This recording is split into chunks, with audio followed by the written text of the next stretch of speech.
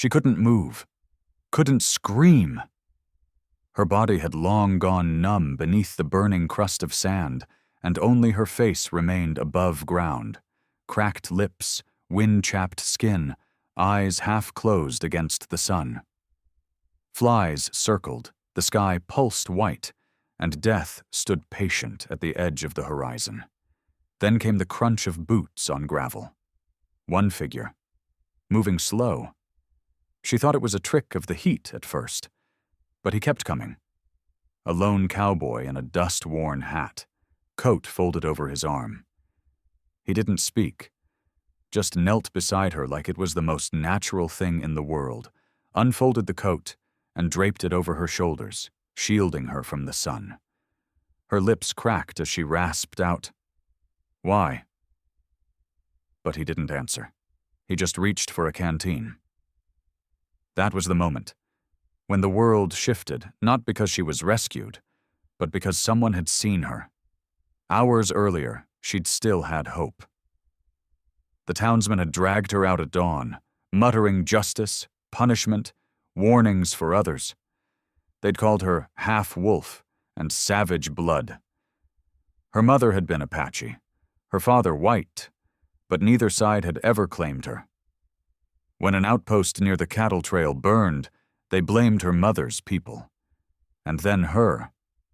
The preacher's son had spit on her hair before they shoved her into the hole. Said it was a message to the animals. That had been yesterday, maybe longer. She lost track when the sun took everything. Now this man, this stranger, was digging with his bare hands. Slow but steady. Dirt flying. She saw the side of his face, the scar that ran from his temple to jaw like lightning carved in flesh. His eyes were dark, unblinking, focused. Not a word passed between them. When he finally lifted her from the ground, her limbs dangled useless, but he wrapped her in his coat and carried her like a wounded child. She didn't ask where they were going. She didn't care. All she knew was that he had come. When they stopped for rest beneath a crooked mesquite tree, he lit a fire, handed her a strip of dried meat, and watched the smoke curl toward the stars. She asked again, "Why me?" And again he said nothing. But his fingers moved in the dirt, drawing a shape, a hawk above a mountain. Her mother used to carve that same image in leather. Her breath caught. Whoever he was, this man hadn't just found her. He had known her long before today. When Elara woke, the cowboy was already tending the fire again, feeding it with cedar and small twigs as dawn crept over the horizon. Her body ached from where the earth had gripped her, but it was her heart that trembled most. She hadn't heard her name in 2 days, not since the men dragged her out of her mother's cabin and forced her through the desert with ropes around her wrists. Now, here she sat wrapped in the coat of a man who hadn't spoken a word, but whose silence seemed to say more than all the townspeople's shouts ever had. As she sat upright, he handed her a water skin and gestured gently toward the rising sun. That was when she saw it, tied into the lining of his coat, faint but stitched with care. The same Apache sunwheel pattern her mother had sewn into her medicine pouches, the symbol of protectors, guardians. She stared at it until her hands began to shake. "You knew her?" she whispered. He didn't nod or shake his head, just turned slightly and pulled from his saddlebag a small leather bundle. He unwrapped it slowly, revealing a carved hawk feather, darkened with age, its quill bound with red sinew. Elara reached for it with reverent fingers. "This was hers," she said, voice cracking. "She gave it to a boy with no name, a boy the village saved but who never spoke." The memory crashed into her like a river breaking a dam. She'd been 5. Her mother, Wansa, had taken in a mute child they found near the canyon. Half dead from a raid, his voice taken by smoke. Wansa had healed him, taught him the sign marks, fed him like her own. Then one day, he vanished. Now he sat before her, grown and silent, the same steady eyes, the same firelight still in him. She touched the feather, and he let her hold it. "Taza," she said. "That's what she called you." A blink. A slow exhale. That was all the answer she needed. The air between them settled, no longer strangers but threads woven again. She asked, "Why did you come back?" He pressed his palm flat to the earth, then to his chest, then to the sky. She remembered the signs. Oath. Blood. Return. Her mother must have known this day would come. Somewhere in the ashes of her teachings, she had prepared them both. As the sun rose higher, Taza stirred the fire once more, then lifted the feather and placed it gently into Elara's hair. No words. But she knew now. She wasn't just saved. She was being carried, back toward something sacred, and maybe toward justice, too. They rode slowly through the high desert, the sun hanging heavy above and the silence between them deeper than wind.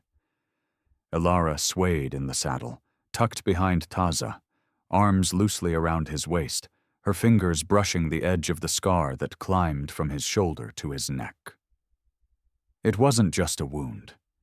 It was a story, and though he didn't speak it, her memory began to stitch it together. Her mother had whispered of raids, of wronged tribes and broken treaties, of a white fort that had turned children into shadows. Taza had survived that place. Now, here he was, carrying her away from the very kind of cruelty that had made him a ghost to the world. They stopped near dusk beneath the ruins of an old Spanish mission. The roof collapsed, stones scorched black with time. Taza led her into the hollow of what had once been a chapel, then knelt in the dust and traced a path in the dirt. River, canyon, 3 peaks. She recognized it immediately.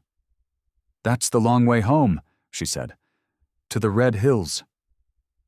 He nodded once. That was where her mother's people had fled years ago, hidden deep in the canyons, away from white eyes, forgotten by the maps. "You're taking me there?" He didn't nod this time. He reached into his satchel and pulled out a small cloth bundle, unwrapping it to reveal her mother's medicine necklace, beads, thorns, and coyote teeth strung on horsehair. Elara gasped. "You kept this?" He placed it around her neck gently, his hands lingering as if remembering the woman who once called him son, even if no blood bound them. The fire crackled between them, throwing shadows against the broken altar. "They won't let me go back," she said. "The town, if they find us." Taza raised his hand, then opened it slowly, spreading his fingers in a pattern her mother once used to say, "What is broken can be walked through. Not undone, not forgotten, but passed through." She stared into the fire. "Will they believe me?" she asked. He took a coal from the edge of the flame and drew in the dirt. A bound woman, a hawk flying overhead, and below it a single mark, her name in Apache symbols. Elara. "You do," she whispered. "You believe me." Taza didn't smile, but his eyes held something close to warmth, like firelight behind stone. That night, she didn't dream of the burial or of the town. She dreamed of her mother's voice calling her back to the canyon, and the boy she once fed, now returning as a man with a vow burning beneath his silence. The next morning, the world had changed color. The sky held a sharpness only seen before storms, and the ground felt brittle underfoot. They rode hard that day, pushing past mesquite groves and dry creek beds, following paths no settler would recognize. Elara's strength was returning, but her mind still bore the heat shadows of burial, the taste of sand, the stillness of death brushing too close. But Taza never looked back. He moved like a man guided by spirits, not stars, and she trusted him more than she trusted the horizon. Near dusk, they came across it, what remained of a wagon, its spokes splintered, canvas blackened by old fire. Scattered around it were bones, small ones. Elara dismounted slowly, her breath caught in her chest. "Children," she whispered. Taza nodded, then knelt beside the largest pile, pressing his palm to the earth. His fingers trembled, and for the first time since she'd met him again, his silence cracked. Not with voice, but with a sound deeper than speech, a low, broken exhale that carried years. Elara stepped beside him. "You knew them." He didn't answer, but pointed to a pattern etched into one of the wagon wheels. A spiral sun, identical to the one painted on her mother's pouch. Apache kin. This was a massacre, a forgotten one. Probably never recorded. "Was this after they took you?" she asked. He closed his eyes and nodded once. She knelt and laid a hand over the bones, whispering a prayer her mother had once taught her, something about crossing rivers and being seen. When she looked up, Taza was already gathering stones, building a cairn, one rock at a time. Not fast, not ritualistic, just steady, with care. She helped him. By nightfall, the children had a marker, something real, something to be remembered by. As the fire lit up the little shrine, Elara realized what haunted her most wasn't what had happened to her, but how close she'd come to being erased. "They buried me like they buried them," she said, "but I lived." Taza looked at her, and for the first time he touched her face. Not possessive, not gentle, just real, grounding. His thumb brushed the sand from her brow, and then he reached for his coat and placed it over her shoulders again. "I won't be forgotten," she said aloud, not to him, but to the children, to the night.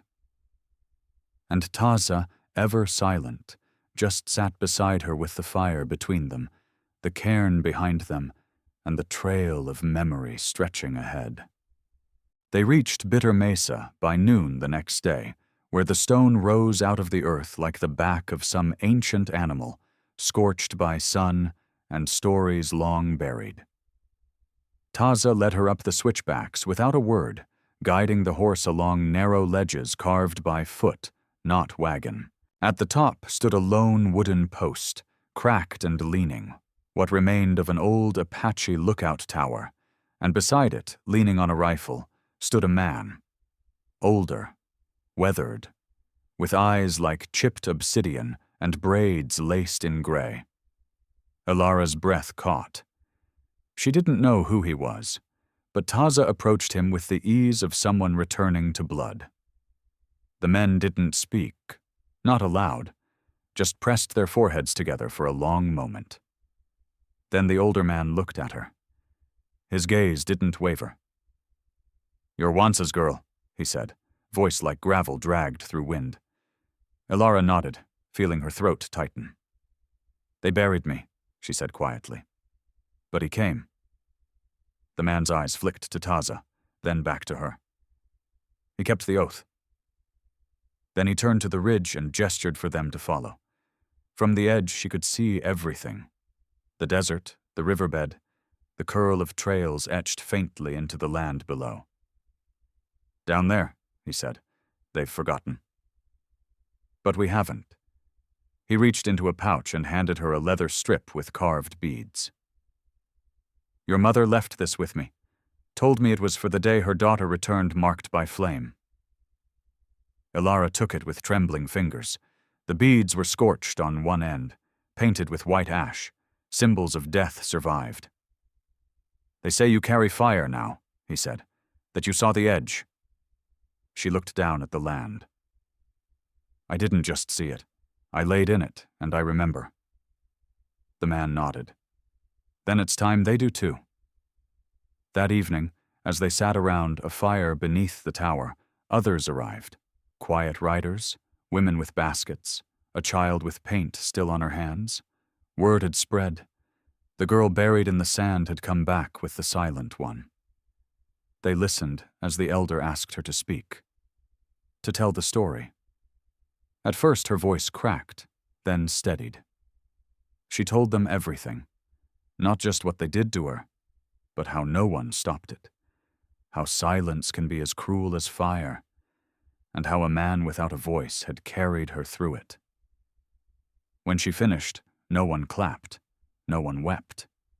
They just bowed their heads and passed her a smoking pipe. In that silence, she finally felt heard. And for the first time, she saw not just survival in herself, but something close to power. The next morning brought a stillness to the mesa, the kind that settled deep in the chest and refused to let go. Elara rose before the sun, unable to sleep, and stepped outside the stone shelter where she and Taza had rested. The wind tugged gently at her hair, and in the growing light she saw it. Taza's coat, the one he'd wrapped around her in the desert, now hanging on a crooked juniper branch just outside the circle of their fire. She approached slowly, brushing her fingers against its worn seams. It wasn't a gift, it was a sign, a signal. He had placed it there like a line drawn in the sand. A moment of choice. She turned back to find him already awake, sitting cross-legged near the fire, sharpening a knife not for war, but for a ceremony she didn't yet understand. She sat beside him and whispered, "You're leaving." He paused his work, but didn't deny it. His silence said yes in the way the wind said winter. "I thought you came back for me." She wasn't accusing him. She just needed truth. He didn't raise his eyes, but he reached into the leather pouch at his side and drew out a strip of tanned hide, marked with 2 handprints, one large, one small, burned into its surface. He pointed to the smaller, then to her. "You were just a boy when she saved you," she said. "Now you've saved me." He nodded. She looked down at her hands, still rough, still healing. "But I'm not healed yet." That's when he reached for her palm and pressed something into it. A stone. Small, smooth, carved with a spiral that turned inward, then bloomed outward. The Apache sign for journey, not destination. He finally met her eyes and touched her chest, then hers to his, and then lifted 2 fingers toward the horizon. "We are bound, even from afar." She understood. Taza wasn't leaving to forget her. He was leaving because his role had changed. His silence wasn't absence, it was direction. A promise made with footsteps, not words. She nodded finally and whispered, "Then I'll carry it." He stood, lifted the coat from the branch, and wrapped it around her one last time. Then he turned and walked without looking back, vanishing over the mesa like a shadow chased by morning. Elara stood there, coat heavy on her shoulders, the spiral stone in her hand. And for the first time, she didn't feel abandoned. She felt chosen. The fire he carried was now hers to tend. Elara didn't return to the town that buried her. Not yet. Instead, she stayed among the people of the canyon, learning the names of plants her mother once whispered over, listening to stories carried not in books, but in braids and fire circles. Every day she woke with the sun and walked the ridges. She was not Apache by blood alone, but now by bond, by breath, by the fire she stoked each night with the very coat that had saved her. The elders had not forgotten what had been done to her, and neither had she. But she did not burn for revenge, not anymore. She burned for remembrance. And so she began to dig. It started with a single patch of land beyond Bitter Mesa, where the bones of those children had once lain. Taza had shown her the path, but now she walked it alone, returning to old massacre sites, unmarked graves, places swallowed by silence. With help from the others, she unearthed more than bones. She found earrings, buttons, scorched wood, and once a doll's head wrapped in a strip of faded cloth. She didn't know the names of the children, but she built them altars anyway. Small cairns, feathers, prayers, and she sang. Her voice cracked the first time, but by the third grave, it rang steady across the wind. The canyon people began to call her Tsikeu-igi, the girl who digs, the one who remembered the forgotten. One morning, as she smoothed the earth over a newly built shrine, a rider appeared from the edge of the ridge. He bore no weapons, just a letter sealed with wax and fear. "From the town," he said. "The sheriff." Elara opened it slowly. Inside, written in a trembling hand, were 5 words. "We know you are alive." Beneath it, another line. "The preacher's son rides soon." She folded the note with steady hands and stood. She didn't tremble. She didn't cry. Instead, she walked back to the fire circle and added another stone. "Then let him ride," she said. The people around her said nothing, but one of the children passed her a red cloth strip, worn by those going to war or returning from it. She tied it around her wrist. That night, she sat beneath the stars with her mother's necklace around her throat and the spiral stone in her pocket. The world was shifting again. Taza had shown her the path, but now the fire walked inside her bones. She was no longer the buried girl. She was the one who remembered. And if the preacher's son came riding, he'd find not silence, but flame. He came at dawn, just as the canyon was stretching from its sleep. The preacher's son rode tall on a blood bay stallion, his rifle slung low and his face hard with purpose. Elara watched him from the ridge, already dressed in her mother's war cloak, red cloth still wrapped at her wrist. Around her, the canyon remained quiet, not hiding, not fearful, but waiting. This wasn't a battle of weapons. It was a reckoning of truth. He dismounted slowly, boots crunching against stone as he stared up at her with narrowed eyes. "I buried you," he said, "with my own hands." She stood taller. "Then you should have buried your shame, too." His lip curled, but his hands didn't move for his rifle. "They say you've stirred the savages, built graves for ghosts. You think a few rocks and feathers change anything?" She stepped down from the ridge, stopping a few feet from him. "They change everything," she said. "They remember what you tried to erase." He looked past her toward the canyon village. "You going to hide behind them now? That silent freak who pulled you out, he's still trailing your skirts?" Elara didn't flinch. "He gave me his coat. What have you ever given anyone but pain?" He laughed then, but it was hollow. "I did what was right. You're half wild. It was only a matter of time before you turned." "Turned into what?" she snapped. "Someone who speaks when you'd rather we stay buried?" The preacher's son reached for his belt, not his gun, but a flask. He took a long drink, then wiped his mouth and looked at her with eyes that no longer gleamed with certainty. "You think they'll forgive you?" he asked. "Out there, you're still dirt." She stepped forward, close enough to smell the dust on him. "I don't need their forgiveness. I remember who I am.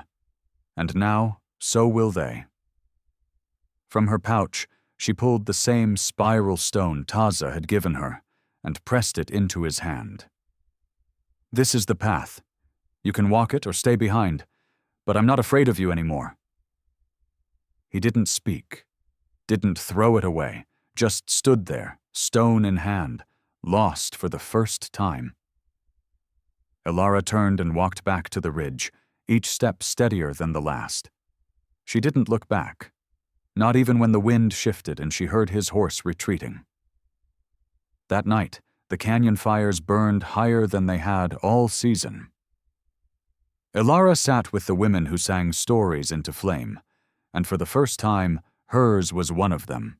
The next morning, Elara found it folded neatly on the stone outside her shelter. Taza's coat, the same one that had shielded her from the sun, the one that had carried his silence like a banner.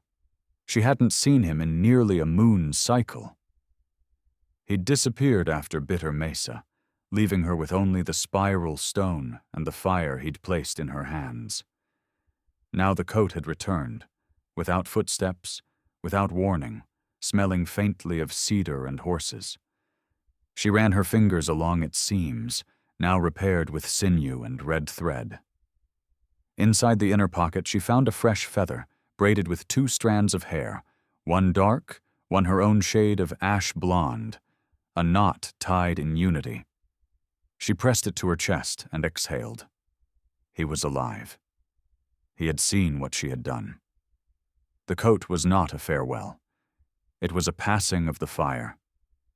That day she walked to the burial grounds she had built for the forgotten. One by one she added stones, painted spirals, braided feathers into the markers. Children came to help now, and women brought bread, and the elders nodded as she passed, not because she asked for approval, but because she had earned presence. In the afternoon, a rider approached. Not the preacher's son this time, but a woman from the town, his younger sister. She rode without guards, face drawn, eyes hollow. "You made him think," she said before dismounting. "He's been pacing the chapel like a ghost." Elara didn't offer comfort. "He buried me alive," she said. "A coat can't cover that." "He knows," the girl whispered. "That's why he sent me. He doesn't know how to speak to someone who's stronger than him now." Elara looked at the young woman, no older than herself, and nodded slowly. "Then you tell him this. I remember everything, and I forgive none of it, but I no longer carry it like a wound. I carry it like fire." The girl blinked, a tear running down one cheek. She nodded and turned to leave, but not before pressing something into Elara's hand, a rusted sheriff's badge.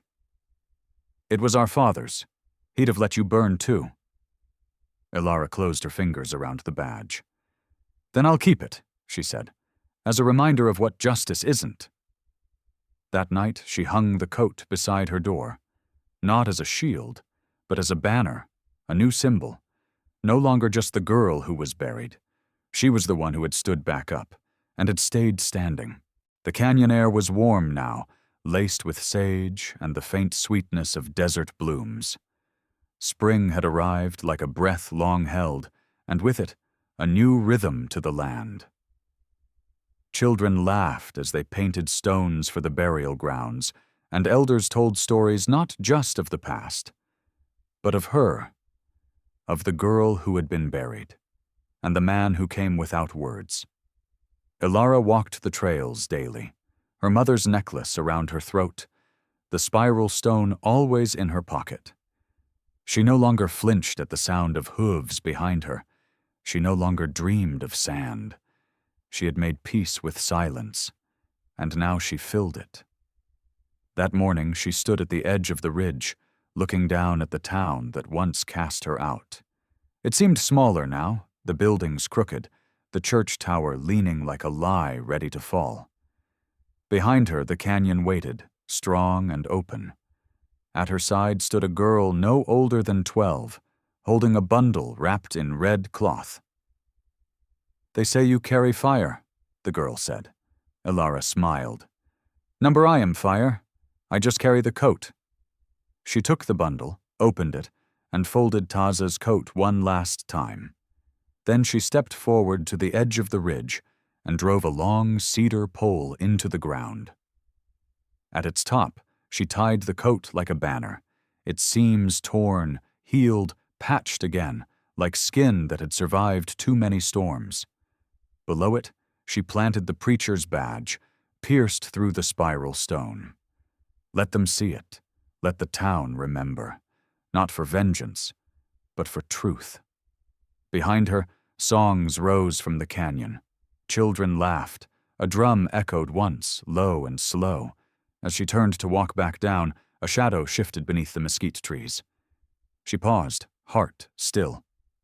Then she saw him, Taza, standing just beyond the sunlight, arms crossed, eyes steady. He said nothing. He didn't have to. She met his gaze, nodded once, and smiled. Then she turned and kept walking, the wind catching her hair, the firelight in her bones rising again. From that day forward, stories traveled far, of the girl who had been buried and rose, not to burn others, but to light paths for the forgotten. They called her many names: Firewalker, Stone Singer, She Who Dug the Graves, but she answered only to the one her mother gave her, Elara. And wherever she went, the land listened. Because now she was not just remembered, she was legend.